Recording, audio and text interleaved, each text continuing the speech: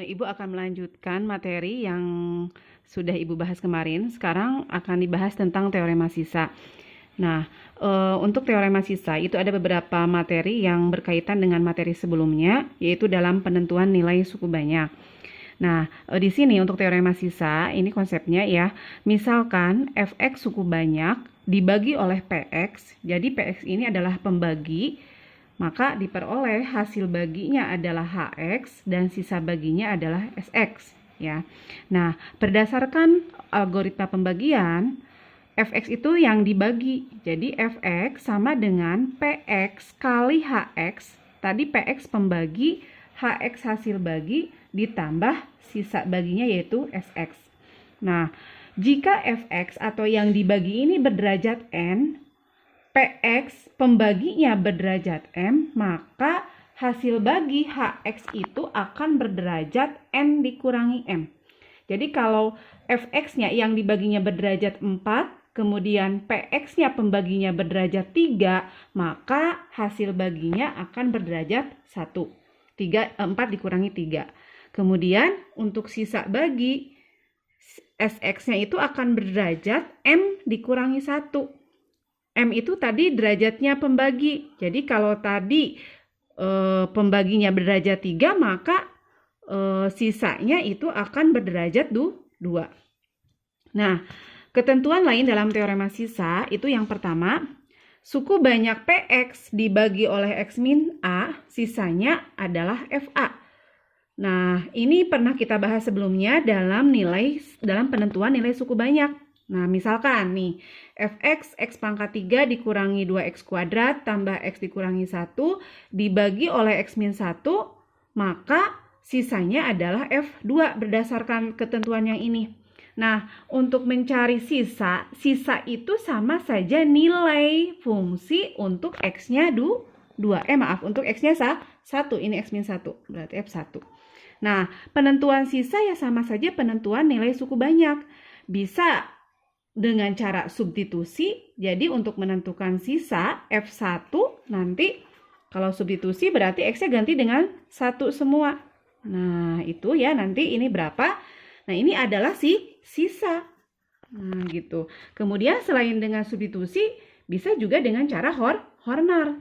Nah, kalau dengan cara Horner kan berarti seperti biasa, kita tempatkan koefisien-koefisien yang dibagi itu mulai dari pangkat tertinggi. Min 1 berarti min 1 ini dijumlahkan, dan karena dibagi oleh x min 1 berarti nilai pembaginya adalah 1.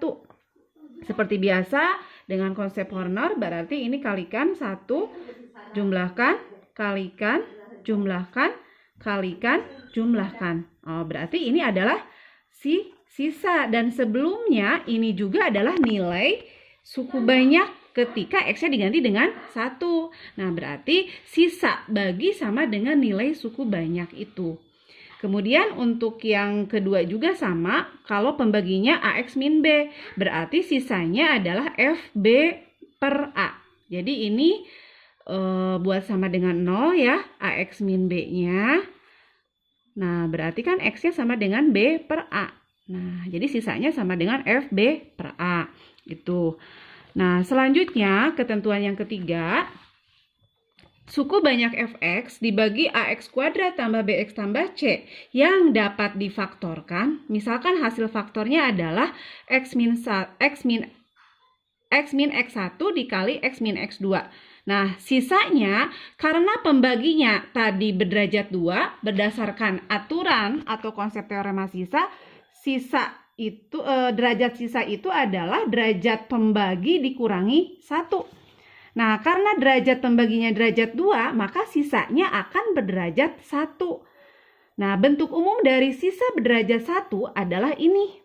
Nah, sx sama dengan mx tambah n. Jadi x tertingginya itu pangkatnya 1, dan koefisien x atau m di sini tidak boleh 0. Kalau 0 mah bukan derajat 1 lagi. Itu.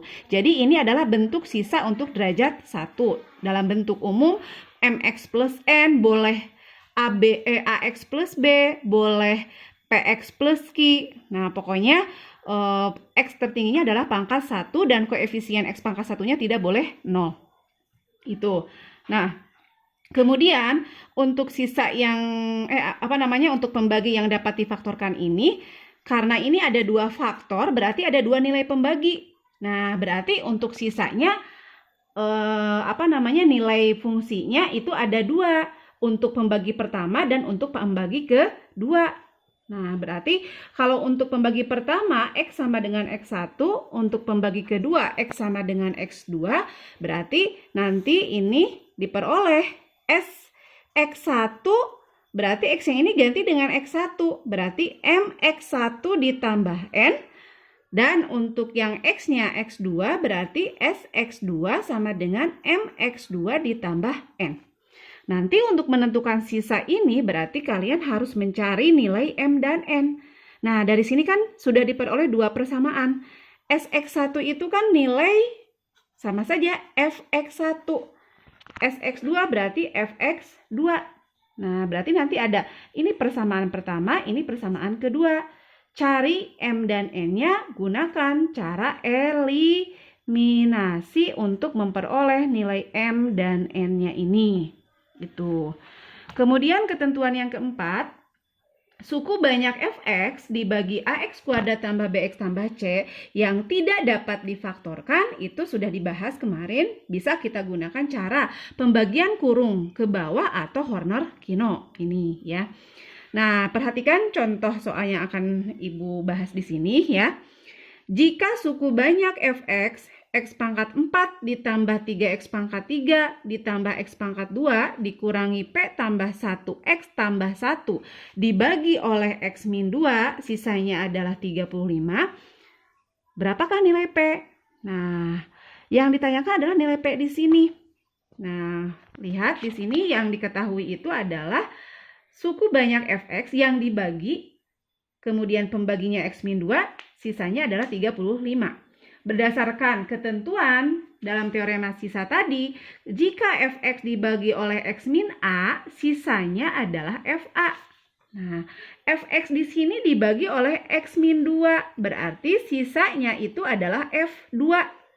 F2 itu sisa, dan sudah diketahui nilai sisanya adalah 35. Berarti F2 sama dengan 35. Yang ditanyakan nilai P.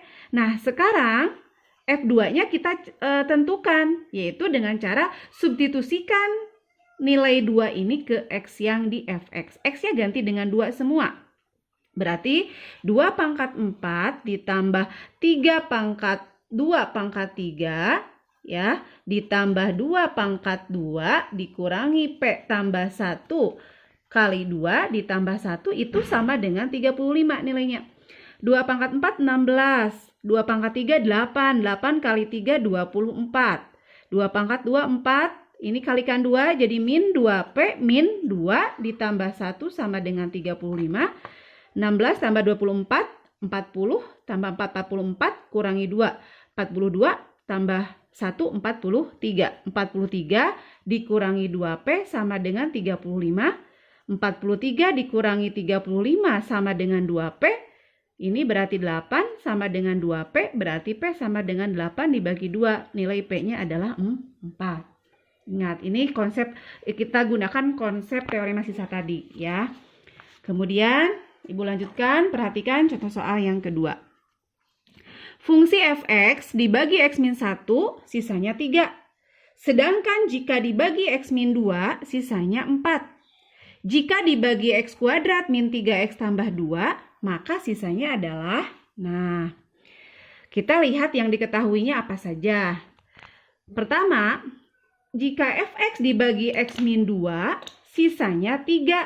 Berdasarkan konsep teorema sisa tadi, artinya f1, maaf bukan x min 2 ya, x min 1. Artinya f1 sama dengan 3.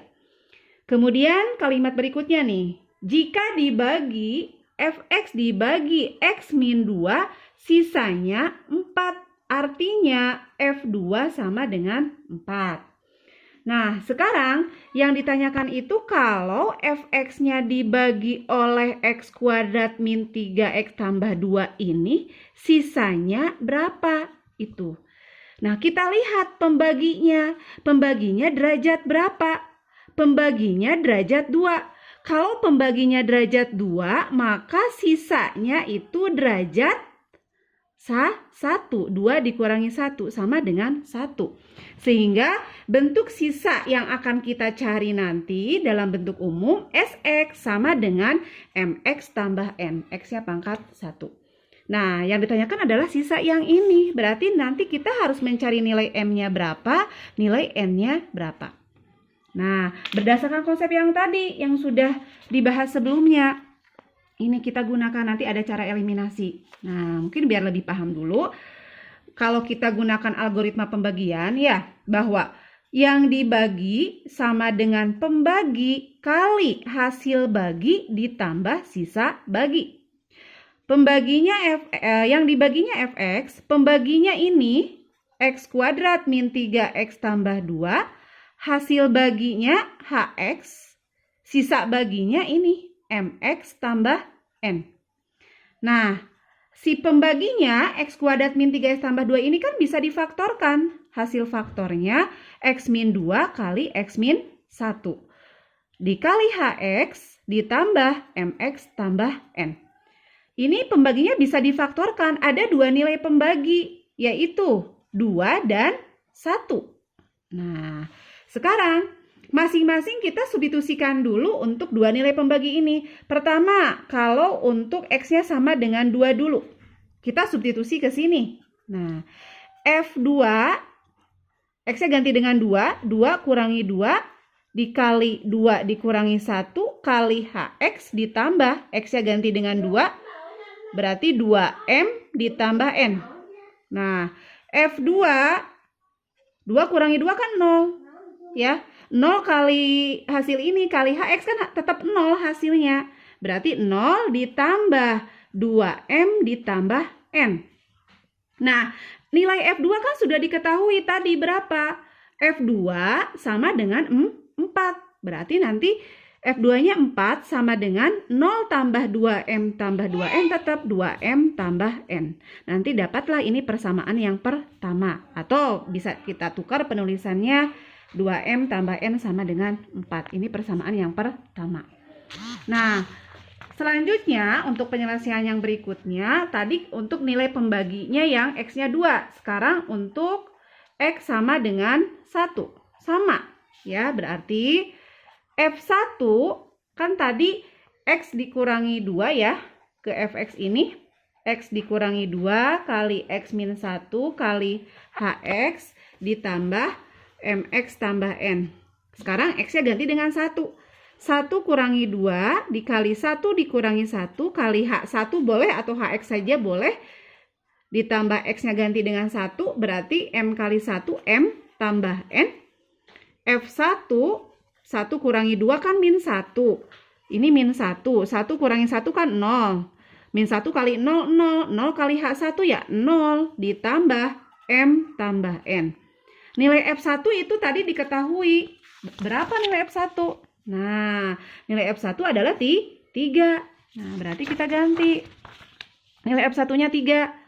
3 sama dengan hasil ini berarti M tambah N. Dapatlah persamaan yang kedua. Atau M tambah N sama dengan 3. Nah, yang ditanyakan kan sisa. Kita harus mencari nilai M dan N-nya. Gunakan cara eliminasi. Yang pertama tadi 2M tambah N. 2M tambah N sama dengan 4. Yang kedua, M tambah N sama dengan 3. Dengan cara eliminasi. Nah, hilangkan salah satu variabel yang sudah sama koefisiensi variabel N. Ini 1, ini 1. Berarti kurangi 2M kurangi M. N kurangi N 0 ya. Sama dengan 4 kurangi 3, 1. Berarti M-nya 1. Kalau M-nya 1, N-nya berapa? Substitusi M-nya 1 itu ke salah satu persamaan. Misalkan ke persamaan yang kedua. M tambah N sama dengan 3. M-nya 1 ditambah N sama dengan 3. Berarti N-nya adalah 3 dikurangi 1. Berarti N-nya sama dengan 2. Sehingga sisa bagi yang ditanyakan itu kan tadi MX tambah N. M-nya 1. 1 kali X tambah 2 berarti X tambah 2. Nah, itu jawabannya dari soal yang tadi. Ya. Kemudian